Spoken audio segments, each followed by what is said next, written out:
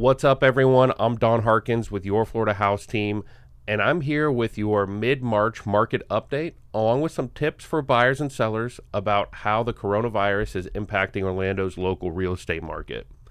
So first off, just a quick market overview for you. In the past 24 hours on our MLS, we've seen 1,224 new listings, 904 new pending homes, 863 sold homes, 119 listings canceled, which is a slight increase in the number of daily cancellations, and 762 homes with a price decrease, which is about average. Last week in our database, we had 26 new buyer registrations, which is down about 40% from what we typically see.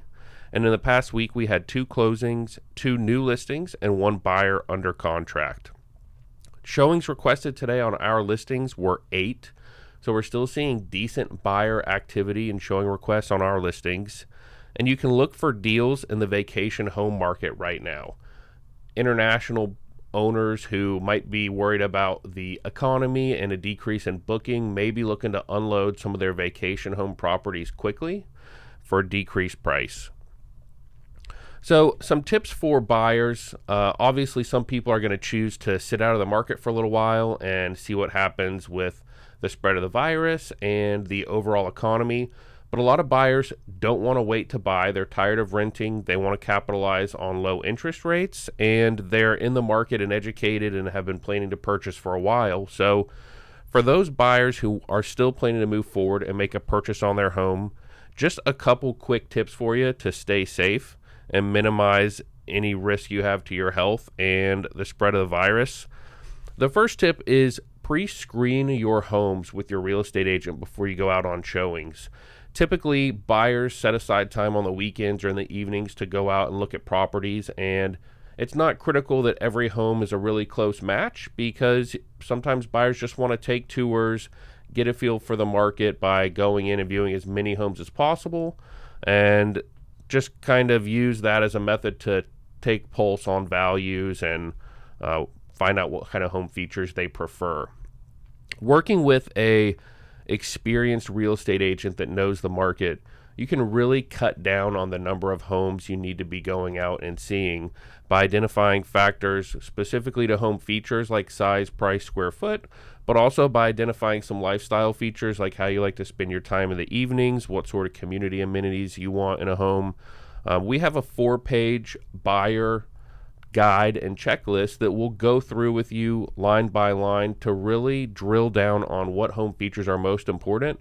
And our buyers agents can help you identify and pre-screen homes that maybe you don't need to actually go out for a showing for. You can check those off your list before you start touring. The second tip that we have is utilize the virtual tours. On the national portals, you'll notice websites like Realtor.com at the bottom of the main image.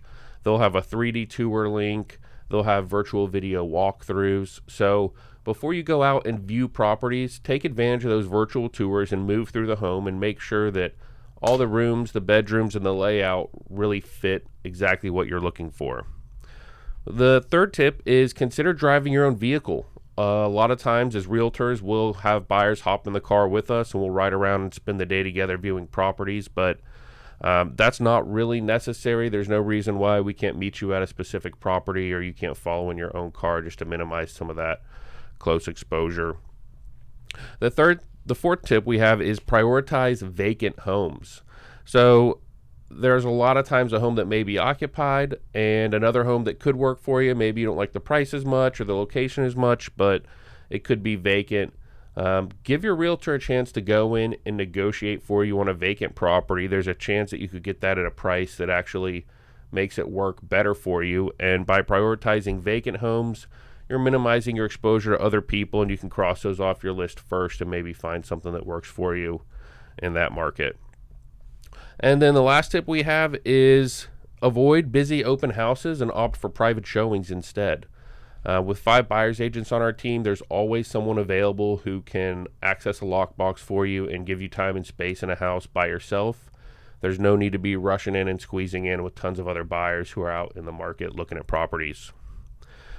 If you're a seller in this market, consider Zoom listing appointments when interviewing agents. There's no reason to have 10 strangers come in and sit down at your kitchen table and talk to you about their marketing plans and their pricing strategy when you can do Zoom video calls.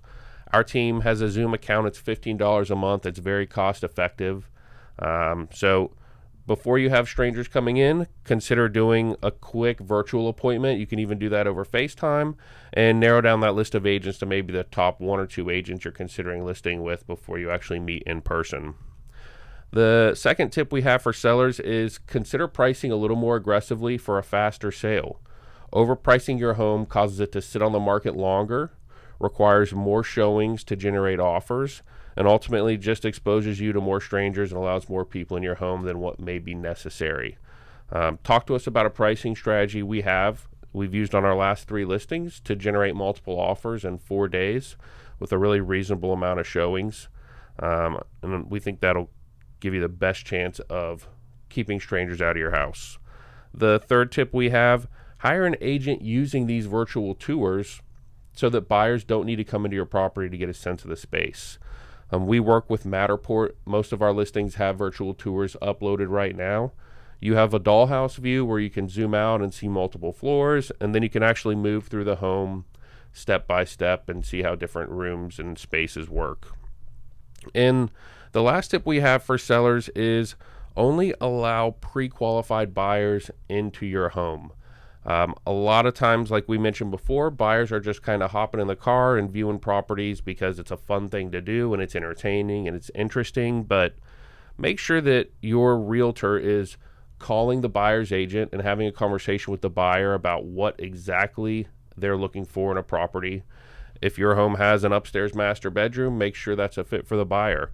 If your home has a small lot line, make sure that the buyer's okay with having a little bit less land.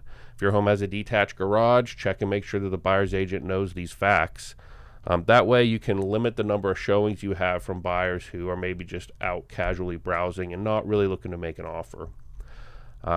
If you are looking to buy or sell in this market, we've got some other tips for you about how to minimize your exposure and how to get you a quick sale and still help you purchase and sell successfully. Feel free to give me a call at 321-377-0341, or you can reach me on our website at yourfloridahousesearch.com. Thanks a lot, and everybody have a great day.